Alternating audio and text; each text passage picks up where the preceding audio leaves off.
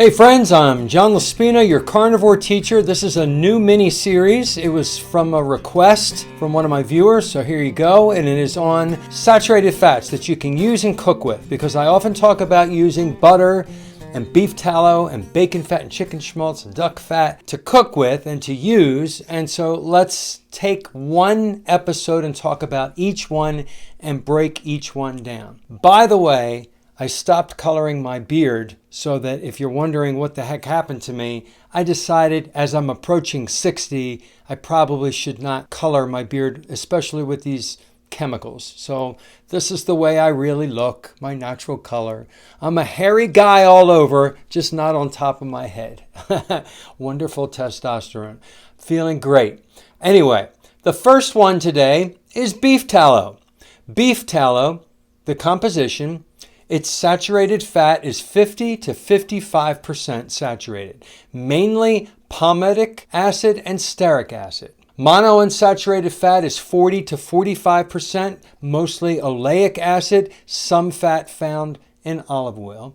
And polyunsaturated fat, the PUFA that we often say is not good for you, in beef tallow it's only 2 to 3%, small amounts of linoleic acid. If you get beef tallow that is grass-fed and grass-finished, that is closer to 1% linoleic acid. Now, where do you get beef tallow? You can buy grass-fed beef tallow from a butcher shop, specialty grocers, or online. I bought a couple of jars of grass-fed, grass-finished beef tallow online. Came in the mail. You can render it yourself from fat trimmings. It's called suet. And I've done that too. If you get oxtail or even the fat on the picanha, it's suet. It's hard.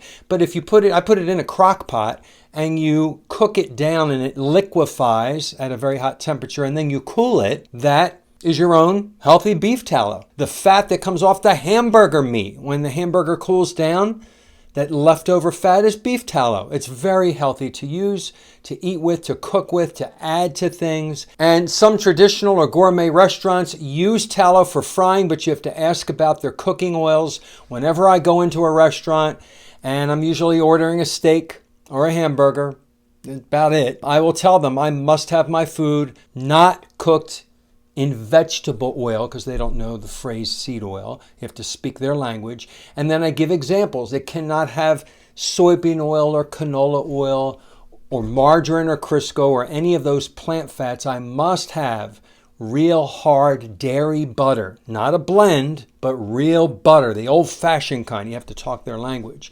And then they will usually, 90% of the time, the cook comes out to clarify at the table and ask more questions. I don't buy any fried foods or eat any fried foods. I could probably make it at home with beef tallow, but at a restaurant, I just don't. I don't trust it. I don't eat beef tallow French fries because I don't, those French fries, that potatoes are starch, it's carbs, and it's usually just not potatoes, by the way. They're covered in a lot of really bad stuff. So it's not just the frying oil that you have to worry about. So my friends, it's a quickie. Beef tallow, top of the list, number one, highly recommended. Consume it daily. Very healthy, mostly saturated fat, beef tallow. Stay tuned for my next video, which will be about butter, one of my other favorites. If you like this video, click the thumbs up, subscribe to my channel, click the bell icon to get notifications, share this video with friends and family, and I'll see you in the next one. Leave me some comments. Take care.